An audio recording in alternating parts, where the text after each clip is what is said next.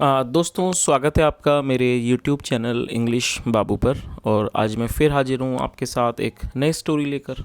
और दोस्तों आज की जो स्टोरी है ये एक मॉरल स्टोरी है, बहुत ही सुंदर कहानी है, सुनकर आपको बहुत मज़ा आएगा। उसके अलावा इस स्टोरी में आपको कुछ नए इंग्लिश के वर्ड मीनिंग सीखने को मिलेंगे, उनकी करेक्ट प्रोनाउंसिएशन के बारे में पता चलेगा, और जो इसका ग्रामर का पार्ट है उसे हमेशा की तरह बिल्कुल ही डिटेल में कवर करेंगे, तो एक एक स्ट्रक्चर को आप बहुत आसानी से सीख पाएंगे। तो चलिए दोस्तों आज की इस कहानी को हम शुरू करते हैं और सबसे पहले कहानी का टाइटल देखते हैं। कहानी का टाइटल है द रियलाइजेशन। दोस्तों ये जो वर्ड है रियलाइजेशन, ये एक नाउन है जिसका मतलब होता है एहसास या किसी चीज़ का बोध होना, किसी चीज़ के बारे में पता चलना। तो दोस्तों ये आज की इस कहानी का टाइटल है, शीर्षक है, और अब मैं इसे पढ़ना शुरू करता हूँ। आपसे रिक्वेस्ट है आप इसे बिल्कुल ध्यान से सुने। यदि आपको कोई नया वर्ड या फिर नया स्ट्रक्चर देखने को मिले तो आप उसे नोट भी ज़रूर करें। तो चलिए इसको शुरू करते हैं। A king of a certain land was very fond of flower vases। क्या मतलब हुआ दोस्तों? ये जो हमारा वाक्य है ये सिंपल पास्ट का वाक्य है। जब किसी भी वाक्य में वॉज या वर का प्रयोग किया जाता है हेल्पिंग ऑफ के रूप में, और साथ में कोई भी नाउन या फिर एडजेक्टिव को लेकर वाक्य को बनाया जाता है, तो इस तरह का जो वाक्य है वो सिंपल पास्ट का वाक्य कहलाता है, जहाँ पर किसी भी तरह की वर्ब का प्रयोग नहीं किया जाता है। तो इस लाइन का क्या मतलब हुआ? और दोस्तों फॉन्ड ऑफ का मतलब होता है शौकीन होना। अ king of a certain land मतलब किसी जगह का, या कह सकते हैं किसी स्थान का एक राजा क्या था, was very fond of flower vases. और फ्लावर वेसेस का मतलब, फ्लावर वेस का मतलब होता है फूलदान, या कह सकते हैं गुलदस्ता। तो इस पूरी लाइन का क्या मतलब हुआ? A king of a certain land was very fond of flower vases मतलब किसी जगह का राजा, या कह सकते हैं किसी स्थान का राजा फूलदानों का बहुत ज़्यादा शौकीन था। He had 15 beautiful vases। क्या मतलब हुआ दोस्तों? ये जो हमारा वाक्य है ये पास्ट का पॉजिटिव सेंटेंस है। जब आप पास्ट में ये शो करना चाहते हैं कि पास्ट में किसी के पास कुछ था, तो इस तरह का जो वाक्य है वो पास्ट का पॉजिटिव वाक्य कहलाता है, जहाँ पर हैड का प्रयोग किया जाता है हेल्पिंग वर्ब के रूप में। तो इस लाइन का क्या अर्थ हुआ? He had 15 beautiful vases मतलब कि उसके पास 15 सुंदर फूलदान थे। वेसेस विद फ्लावर्स अरेंज्ड जिसके अंदर जो फ्लावर्स थे वो अरेंज किए गए थे, लगे हुए थे, मतलब कि फूल लगे हुए थे। इन अ वेरी कलरफुल वे मतलब बहुत ही कलरफुल वे में मतलब बहुत ही रंगीन तरीके से। इन हिज पैलेस उसके महल में। चलिए आगे देखिए। He has appointed a young man to look after those vases. क्या मतलब हुआ इस लाइन का? दोस्तों इस वाक्य के अंदर हैज़ के बाद वर्ब की थर्ड फॉर्म का प्रयोग किया गया है। जब किसी भी वाक्य में हैज़ या हैव के साथ वर्ब की थर्ड फॉर्म का प्रयोग किया जाता है तो इस तरह का जो वाक्य है वो प्रेजेंट परफेक्ट का वाक्य कहलाता है। प्रेजेंट परफेक्ट का मतलब होता है वर्तमान में किसी क्रिया का पूरा होना, पाया जाना। और यदि हमारा सब्जेक्ट आई, वी, यू, दे या फिर प्लूरल होगा तो उसके साथ हैव का प्रयोग किया जाता है हेल्पिंग ऑफ के रूप में। लेकिन यदि सब्जेक्ट ही, शी, इट या फिर सिंगुलर नाउन होगा तो वहाँ पर हैज़ लगाया जाता है। तो रूल के अकॉर्डिंगली ही के साथ हैज़ का प्रयोग किया गया है। और अपॉइंट का मतलब होता है किसी व्यक्ति को काम पर रखना, नियुक्त करना, और ये वर्ब की थर्ड फॉर्म है। तो इस लाइन का क्या अर्थ हुआ? ही has appointed a young man मतलब उसने एक यंग मैन मतलब एक नव युवक को, या कह सकते हैं उसने एक जवान आदमी को काम पर रखा हुआ था। To look after those vases. Look after मतलब होता है देखभाल करना, देखभाल करने के लिए दोज वेसेस उन फूलदानों की, या कह सकते हैं उन गुलदस्तों की। एंड वॉन्ड हिम, वॉन्ड का मतलब होता है चेतावनी देना, एंड वॉन्ड हिम और उसको चेतावनी दी, that any damage to them. और ये दैम जो है वो फूलदानों के लिए यूज़ किया गया, फूलदान के लिए। एनी डैमेज टू दैम मतलब किसी भी प्रकार का जो क्षति है उन गमलों को, विल गेट हिम पनिश्ड वो उसको दंडित करवाएगा। तो दोस्तों यहाँ तक आपको कहानी अच्छे से समझ आ गई होगी कि एक राजा था जो कि फूलदानों का बहुत ज़्यादा शौकीन था, और उसके पास 15 फूलदान थे। बहुत ही अच्छे तरीके से उनको सजाया गया था महल में, और उसने एक नव युवक को, एक जवान आदमी को काम पर रखा हुआ था उन गमलों की देखभाल करने के लिए। साथ ही उसको चेतावनी दी हुई थी कि किसी भी तरह का यदि इसमें डैमेज होता है, क्षति होती है, तो उसे दंड दिया जाएगा। चलिए आगे देखिए। वन डे मतलब कि एक दिन, the young man was trying to clean a vase with a duster. क्या मतलब हुआ दोस्तों, ये जो हमारा वाक्य है ये पास्ट कॉन्टिन्यूस का वाक्य है। जब ऐसा कोई भी वाक्य हो जहाँ पर वॉज या वर्ब के साथ वर्ब की फोर्थ फॉर्म का प्रयोग किया जाता है तो इस तरह का जो वाक्य है पास्ट कॉन्टिन्यूस का वाक्य कहलाता है। और इस तरह के जो वाक्य हैं उसके टेल पर रहा था, रही थी, रहे थे जैसे शब्द आते हैं तो आप इससे ईजिली पहचान सकते हैं। ऐसा कोई भी वाक्य जो रहा था, रही थी, रहे थे पे खत्म हो तो वो हमारा पास्ट कॉन्टिन्यूस का वाक्य कहलाता है, जहाँ पर वॉज या वर्ब का प्रयोग किया जाता है हेल्पिंग ऑफ के रूप में। यदि सब्जेक्ट सिंगुलर हो तो वहाँ पर वॉज का प्रयोग किया जाता है और वर्ब की फोर्थ फॉर्म लगाई जाती है। तो इस लाइन का अर्थ क्या हुआ, वन डे मतलब एक दिन, the young man was trying to clean मतलब वो जो जवान आदमी था, वो जो नव युवक था, वॉज ट्राइंग वो कोशिश कर रहा था, टू क्लीन साफ करने की, अ वेस एक फूलदान को साफ करने की कोशिश कर रहा था, विद अ डस्टर एक डस्टर से। डस्टर का मतलब होता है धूल झाड़ने वाला कपड़ा, डस्टर से वो कोशिश कर रहा था। When it slipped of hand, slip का मतलब था फिसल जाना, when it slipped of hand जब वो हाथों से फिसल गया, एंड क्रैश्ड टू पीसेस और वो टुकड़ों में टूट गया। क्रैश का मतलब होता है किसी चीज़ का तेज़ी से टकरा जाना, दुर्घटना हो जाना, एंड क्रैश टू पीसेस और वो टुकड़ों में टूट गया, क्रैश हो गया मतलब टूट गया, ऑन द फ्लोर फर्श पर। चलिए आगे देखिए। The king heard the sound and he knew that one of his dear vases had broken. क्या मतलब हुआ दोस्तों, ये जो हमारा वाक्य है the king heard the sound, ये पास्ट इंडेफिनेट का अफर्मेटिव वाक्य है। जब हम पास्ट इंडेफिनेट में कोई भी अफर्मेटिव का वाक्य बनाते हैं तो वहाँ पर वर्ब की सेकंड फॉर्म का प्रयोग किया जाता है। हियर का मतलब होता है सुनना, आप उसे नोट कर सकते हैं, HEAR, हियर मतलब सुनना जो कि वर्ब की फर्स्ट फॉर्म है, और ये HEARD हर्ड ये सेकंड फॉर्म है, और आप इसको हर्ड पढ़ेंगे। तो इस लाइन का क्या अर्थ हुआ, the king heard the sound मतलब जो राजा था उसने आवाज़ को सुना, एंड ही न्यू और वह जानता था, दैट की one of his dear vases had broken और वो क्या जानता था कि उसका एक डियर वेसेस मतलब उसका एक प्यारा फूलदान हैड ब्रोकन वो टूट चुका था। और दोस्तों यहाँ पर हैड के साथ थर्ड फॉर्म का प्रयोग किया गया, ये ब्रेक की थर्ड फॉर्म है, ब्रेक मतलब टूटना और ये थर्ड फॉर्म है broken.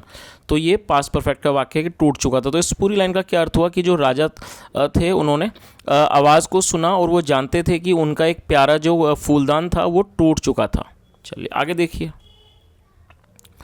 He called the young man to the court, call का मतलब होता है बुलाना या फिर पुकारना, और ये सेकंड फॉर्म है he called the young man to the court मतलब उन्होंने उस यंग मैन को, उस नव युवक को मतलब उस जवान आदमी को दरबार में बुलाया। चलिए आगे देखिए। मीनवाइल, मीनवाइल का मतलब होता है इस दौरान, मीनवाइल मतलब इस दौरान, one of the soldiers investigated and reported that अ वेस वॉज ब्रोकन इंडीड। और दोस्तों इंडीड एडजेक्टिव है जिसका मतलब होता है वास्तव में। तो इस लाइन का क्या अर्थ हुआ, मीनवाइल मतलब इस दौरान, one of the soldiers investigated and reported मतलब कि इस दौरान जो एक सोल्जर था, सिपाही था, इन्वेस्टिगेटेड उसने जांच की, एंड रिपोर्टेड और उसने खबर दी, दैट की अ वेस वॉज ब्रोकन इंडीड की वास्तव में एक जो वेस था, फूलदान था, वो तोड़ दिया गया था या कह सकते हैं टूट गया था। चलिए आगे देखिए। The king at once gave death sentence to the young man. और दोस्तों एट वंस का मतलब होता है तुरंत, और ये भी हमारा पास्ट इंडेफिनेट का अफर्मेटिव वाक्य है जहाँ पर वर्ब की सेकंड फॉर्म का प्रयोग किया गया है, GIVE गिव। गिव का मतलब होता है देना और ये सेकंड फॉर्म है, आप इसे भी नोट कर सकते हैं, GAVE गिव, और ये गिव की सेकंड फॉर्म है, आप इसे नोट कर लीजिए। तो इस लाइन का क्या अर्थ हुआ, the king at once gave death sentence to the young man मतलब जो राजा थे उन्होंने तुरंत उस यंग मैन को, उस नवयुवक को, उस जवान आदमी को तुरंत मौत की सज़ा दे दी। डेथ सेंटेंस का मतलब होता है मौत की सज़ा। चलिए आगे देखिए। नेक्स्ट डे मतलब कि अगले दिन, when the young man was to be hanged. क्या मतलब हुआ दोस्तों, ये जो हमारा वाक्य है वॉज टू बी हैंग, ये पैसिव वॉइस का वाक्य है। तो आप पैसिव वॉइस का सेंटेंस है तो आप इसे अच्छे से समझ लीजिए, नोट भी कर सकते हैं। अगले दिन, when the young man was to be hanged मतलब अगले दिन जब उस नव युवक को, जवान आदमी को फांसी दी जानी थी। द किंग ऑल्सो अराइव्ड, जो राजा साहब थे ऑल्सो अराइव्ड वो भी आ गए। All the arrangements for the hanging had been completed. दोस्तों इस वाक्य में हैड बीन के साथ थर्ड फॉर्म का प्रयोग किया गया। तो ऐसा कोई भी वाक्य जहाँ पर हैड बीन के साथ वर्ब की थर्ड फॉर्म का प्रयोग किया जाता है तो वो हमारा पास्ट परफेक्ट का पैसिव वॉइस का वाक्य कहलाता है। तो आप इसकी हेल्पिंग वर्ब को और इस स्ट्रक्चर को आप अच्छे से नोट कर सकते हैं कि जब आप पास्ट परफेक्ट में पैसिव वॉइस का वाक्य बनाना चाहते हैं तो वहाँ पर हैड बीन के साथ वर्ब की थर्ड फॉर्म का प्रयोग किया जाता है। तो इस लाइन का क्या अर्थ हुआ, all the arrangements for the hanging had been completed, मतलब कि जो सारे प्रबंध थे हैंगिंग के लिए, मतलब फांसी के लिए, हैड बीन कंप्लीटेड, उन्हें पूरा कर लिया गया था। चलिए आगे देखिए।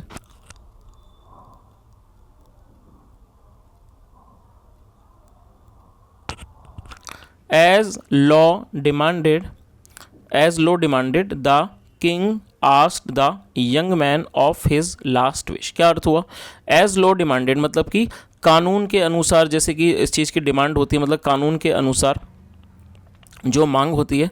द किंग आस्क, जो राजा थे उन्होंने पूछा, द यंग मैन, उस जवान आदमी से, उस नवयुवक से पूछा, ऑफ हिज लास्ट विश, उस लास्ट विश मतलब उसकी अंतिम इच्छा के बारे में पूछा। द यंग मैन सेड, नवयुवक ने कहा, योर मजेस्टी मतलब कि महाराज, I have no particular wish left.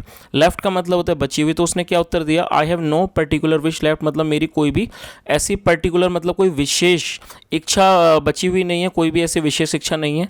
But लेकिन I would like to see those remaining 14 flower vases, उसने क्या कहा, लेकिन I would like to see those remaining 14 flower vases. और दोस्तों रिमेनिंग का मतलब होता है बचे हुए, तो उसने क्या जवाब दिया कि लेकिन मैं उन बचे हुए जो रिमेनिंग जो बचे हुए 14 फूलदान हैं, मैं उनको देखना चाहूँगा। और दोज का मतलब था उन्हें। तो इस पूरी लाइन का क्या अर्थ हुआ, but I would like to see those remaining 14 flower vases, लेकिन मैं उन बाकी बचे हुए 14 जो फूलदान हैं उनको देखना चाहूँगा। ये उसकी अंतिम इच्छा थी। चलिए आगे देखिए।